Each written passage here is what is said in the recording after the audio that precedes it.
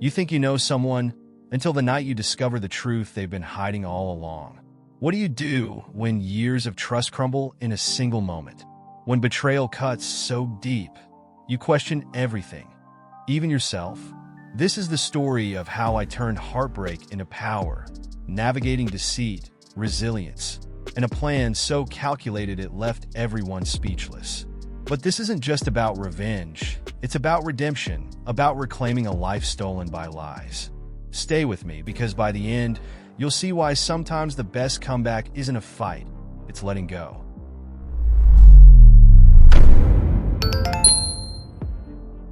They say the heart knows when something's wrong, and I guess mine have been screaming for years. It wasn't one thing. It was the late nights, the unexplained smiles at her phone, the way my name sounded emptier when she said it. But the night I found her secret, all those suspicions crystallized into something sharp, something undeniable. I wasn't looking for proof that night. I was searching for comfort, flipping through old photos on her laptop to remember who we used to be. That's when I saw it, a text poorly hidden, its meaning unmistakable. My chest felt hollow. Could it be true? After all this time, I'd always thought betrayal would feel like anger. Red-hot fury, a slam of emotions too big to contain. But no, it wasn't like that. It was cold, like someone had replaced my blood with ice water. My hands trembled as I read the words again, hoping somehow they'd rearrange themselves into innocence. But they didn't.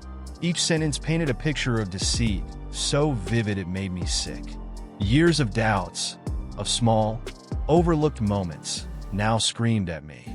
Every laugh she'd shared with him echoed louder in my mind than any we'd shared in years. And me? I'd been a bystander in my own marriage, too blind or too foolish to notice. The weight of it was suffocating. I sat there in the dark, the screen glowing like an accusation, and tried to breathe. Memories flooded back. Her pulling away when I reached for her hand, her late-night work calls. Suddenly, all those moments I'd brushed aside felt like evidence stacked against her. Was it me? Had I driven her to this? The questions came fast and sharp, cutting deeper than any insult could. How could I have been so blind? The betrayal wasn't just hers. It felt like a betrayal of myself, of my ability to see the truth. But even as the pain sliced through me, a small, stubborn part of me whispered that this wasn't the end of the story. No, this was the beginning. Beverly might have thought she'd pulled one over on me, that I'd stay the quiet, passive husband she'd gotten used to. But that night, sitting alone in the cold glow of the screen, something in me shifted. I didn't know what the next step would be, but one thing was certain. She wasn't the only one capable of surprises. I didn't plan the confrontation. It wasn't some grand, cinematic moment. It just happened, raw and unfiltered, like the truth itself. The next morning, I stood in the kitchen, watching her hum as she made coffee. For a second, it felt surreal. How could she look so normal when my world was in pieces? Then, without thinking, I said it. I know about him. The words hung in the air, heavy and unrelenting. Her hand froze mid-pour, and for the first time in years, she looked at me like she wasn't sure who I was. The shock on her face would have been almost funny if the situation weren't so devastating. She stammered, tried to act confused, but the way her voice wavered gave her away. "What are you talking about?" she asked, her tone shaky and defensive. I let her flounder for a moment, savoring the shift in power. Then I laid it out. Not everything, just enough to make it clear I wasn't guessing. Her eyes darted around the room, searching for an escape, but there was none. "You think I'm stupid?" I said, my voice steady for the first time in years. Her defenses crumbled quickly. First came denial, then anger, then tears. The tears used to work. They'd break me down, make me second-guess myself. But not this time. I stood firm, every word she said sliding off me like rain on stone. "You have no idea what this has done to me," I said, my voice calm but sharp. And it was true. For years, I'd been invisible in this marriage, a ghost haunting my own home. But in that moment, I wasn't a ghost anymore. I was the one calling the shots. She didn't apologize, not really. Instead, she tried to deflect, to paint herself as the victim. It was almost laughable. But her excuses only solidified my resolve. This wasn't going to end with another half-hearted promise to fix things. No, this time I was taking control. As she sat there, stunned and silent, I felt something I hadn't felt in years: clarity. The rules of our marriage were over, and I was done playing the fool. That confrontation lit a fire in me. For years, I'd let life happen to me, playing the role of the passive husband, the one who quietly accepted every slight and disappointment. But not anymore. It was like waking up from a long, dreamless sleep. I wasn't just hurt. I was furious, but that anger wasn't wild or uncontrolled. It was sharp, focused, and for the first time was mine. Beverly might have thought I'd crumble, but she didn't realize I'd spent years learning how to endure. Now I was channeling all that patience into something else: strategy. I started paying attention to things I'd ignored before. I'd always been the kind of person who avoided conflict, who let her win to keep the peace. But now I saw the value in observation, in staying quiet while gathering every detail. Her patterns, her words, her excuses, they all became pieces of a puzzle I was determined to solve. Every time she glanced nervously at her phone or rushed out with a flimsy excuse, it only fueled my determination. This wasn't just about her betrayal anymore. It was about reclaiming myself, piece by piece. But transformation doesn't come easily. There were moments I doubted myself, moments when the weight of it all threatened to pull me under. What if I wasn't strong enough to follow through? What if this was just another way for her to win? Those questions lingered, haunting the edges of my mind. But every time they surfaced, I reminded myself of one thing: I deserved better than this. I wasn't going to be her victim. Not anymore. That realization wasn't just empowering, it was liberating. The funny thing about betrayal is that it forces you to see yourself clearly, to strip away all the excuses and confront who you've become. I didn't like the man I'd been, but I was starting to like the man I was becoming. Every step I took toward reclaiming my power felt like a small victory, a quiet reminder that I wasn't as weak as she made me believe. This wasn't the end. It was the beginning of something new. And I had a plan. Once I realized what had to be done, I approached it like a chess game. Every move had to be calculated, every detail accounted for. I wasn't interested in revenge for the sake of revenge. No, this was about setting the record straight and protecting what little I still cared about. Beverly had built her lies on quicksand, and I was going to make sure they collapsed under their own weight. It started with gathering proof, subtle at first. A voice memo here, a screenshot there. Each piece felt like a weapon in an arsenal I hoped I'd never need to use. I had to be patient, which wasn't easy. Every time I heard her laugh on the phone or watch her leave the house with that smug air of invincibility, I wanted to confront her all over again. But that wasn't the plan. I needed her to believe she was still in control. So, I played my part, nodding along and letting her think I was backing down. All the while, I was building my case, stacking up evidence like bricks in a wall. It was tedious work, but it gave me purpose, a sense of control I hadn't felt in years. The hardest part was acting normal around her, pretending to care about her day, to listen to her lies without letting my disgust show. But I had a reason to keep my cool. Pat. She was the one innocent piece of this mess, and I wasn't going to let Beverly drag her into the chaos. So, I smiled when I wanted to scream and stayed calm when I wanted to explode. Every small victory in my secret preparation reminded me that this was a war worth fighting. By the time I was ready, I had enough to leave her with no wiggle room. Bank statements, text messages, photos, it was all there, neatly organized and irrefutable. I wasn't just protecting myself. I was rewriting the rules. This wasn't going to be a fight about who was right or wrong. It was going to be a clean break, one where I finally came out on top. The next step would be the hardest, telling Pat. She deserved the truth, and I owed it to her to explain everything. I had rehearsed the conversation 100 times in my head, but nothing could prepare me for the moment I actually sat down with Pat. She looked at me with her big, curious eyes, unaware of the storm swirling around her. How do you tell your child that the family they trust is fractured beyond repair? My words felt heavy, each one carrying the weight of a truth I wish she never had to hear. Pat, there's something I need to tell you. I started, my voice trembling. Her expression shifted. worry replacing her usual brightness. I kept it simple, explaining that her mom and I had been struggling for a while and that things were going to change. Your mom made choices that hurt our family, I said carefully, avoiding any words that might poison her love for Beverly. But Pat was smarter than I gave her credit for. Her questions came fast, each one hitting like a punch to the gut. Why didn't you stop it? Did I do something wrong? She asked, her voice small but pointed. My heart broke, but I stayed steady. This isn't your fault, I assured her, my voice firm.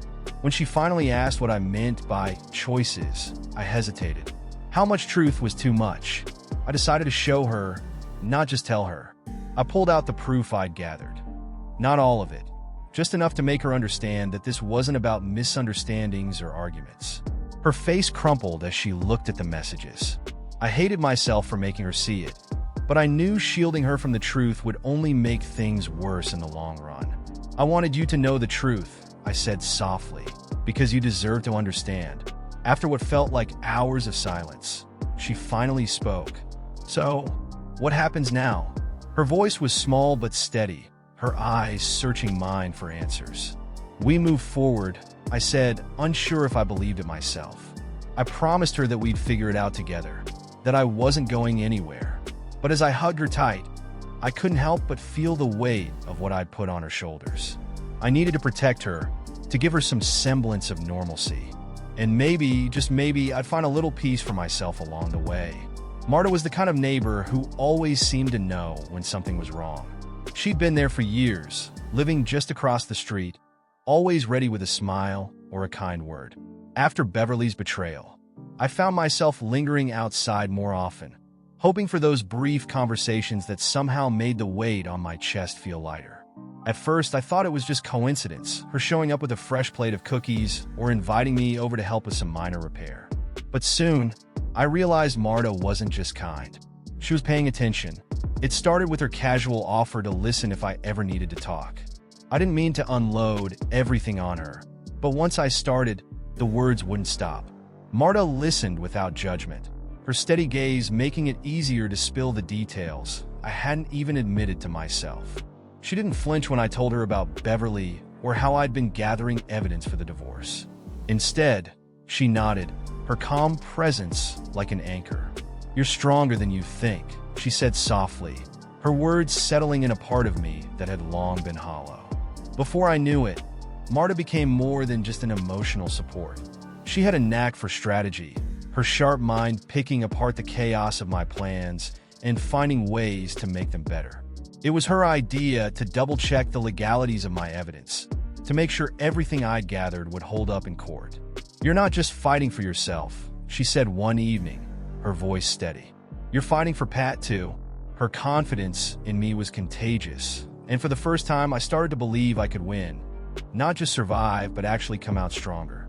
The more time I spent with Marta, the more I realized how much I'd missed having someone in my corner. She wasn't just a sounding board. She was a partner in this fight, someone who believed in me when I struggled to believe in myself. But there was something else too, something I wasn't ready to name. A spark, maybe a possibility. I wasn't sure where it would lead, but for now, I was grateful to have her by my side. With Marta's help, I began to plan my next move, a bold statement that would leave no doubt about my resolve. The idea came to me late one night, as I stared at the pile of evidence neatly tucked away on my desk. I needed a way to reclaim my narrative, to take control of the story that Beverly had twisted. That's when it hit me. What better way to mark the end of a betrayal than to celebrate it? A divorce party. Not the bitter kind filled with resentment, but something bold, a statement that said, I'm still standing. Marta thought it was brilliant, and with her help, the plan quickly took shape. I sent out invitations to a select few, mostly co-workers and close acquaintances who had seen the cracks in my marriage but never dared to ask. The venue? My office's event space, where Beverly had once paraded me around like a trophy husband. It felt poetic, turning that same space into a stage for my own triumph. The theme was lighthearted on the surface, but every detail carried a message. Balloons, streamers, even a cake that read, "Better luck next time." It was equal parts cathartic and symbolic, a way to reclaim my dignity without crossing the line into cruelty. When Beverly walked in, uninvited, of course, the room fell silent. She wasn't expecting this, not by a long shot. Her face was a mix of shock and anger, her eyes scanning the room as if searching for an explanation. I met her gaze, calm and unbothered, and raised my glass in a silent toast. The power shift was undeniable. For once, I wasn't the one scrambling to find my footing. She was, and that, more than any speech or grand gesture, was the victory I'd been craving. The party itself was a hit, but it wasn't just about the laughter or the shared glances of understanding from those who knew the full story. It was about closing a chapter, about showing myself and Beverly that I wasn't the man she thought she could manipulate anymore. By the end of the night, I felt lighter, freer, but I also knew this wasn't the end. Beverly wasn't the type to back down quietly, and as the party wrapped up, I could feel the storm brewing. The days following the party felt like walking a tightrope. Beverly's silence was louder than any argument we'd ever had, and I knew it was only a matter of time before she struck back.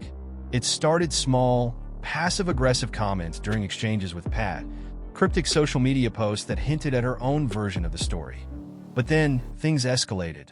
I came home one evening to find my car scratched, a deep, jagged line across the door. It was subtle, almost deniable, but I recognized her handiwork.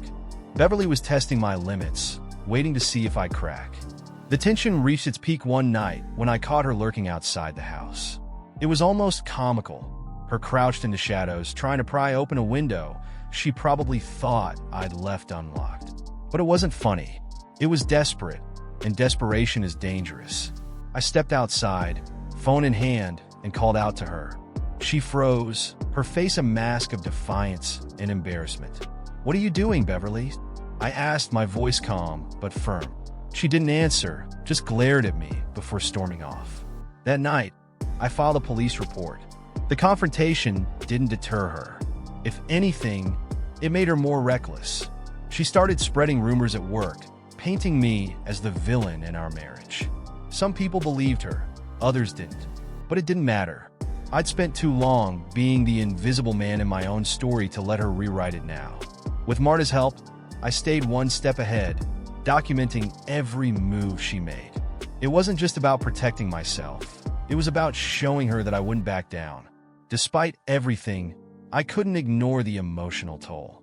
Every new conflict felt like a weight on my chest, a reminder of how much she'd taken from me. But even in the chaos, I saw glimmers of hope. My relationship with Pat remained strong, and Marta's unwavering support kept me grounded. Still, I knew this was building to something bigger, something final. Beverly wasn't just trying to win. She was trying to destroy, and I wasn't about to let her. I always thought justice would feel satisfying, like a clean break or a victorious shout. But when the moment came, it felt oddly quiet. The police showed up at Beverly's door after her latest stunt, an attempt to hack into my work email, of all things. She'd underestimated how far I'd gone to protect myself. The evidence was undeniable, and for once, she had no room to twist the narrative. Watching her led away wasn't the triumph I'd imagined. Instead, it was a sobering reminder of how far we'd both fallen. The court hearings were even harder. Beverly was defiant, throwing accusations like daggers, hoping one would stick. But the truth was on my side, and the evidence spoke louder than her theatrics. Still, there was no joy in it. Every document filed, every testimony given, felt like reliving the betrayal all over again. And Pat, she sat in the courtroom, her face stoic but her eyes betraying the weight she carried. I hated that she had to see this, hated even more that this was our reality now.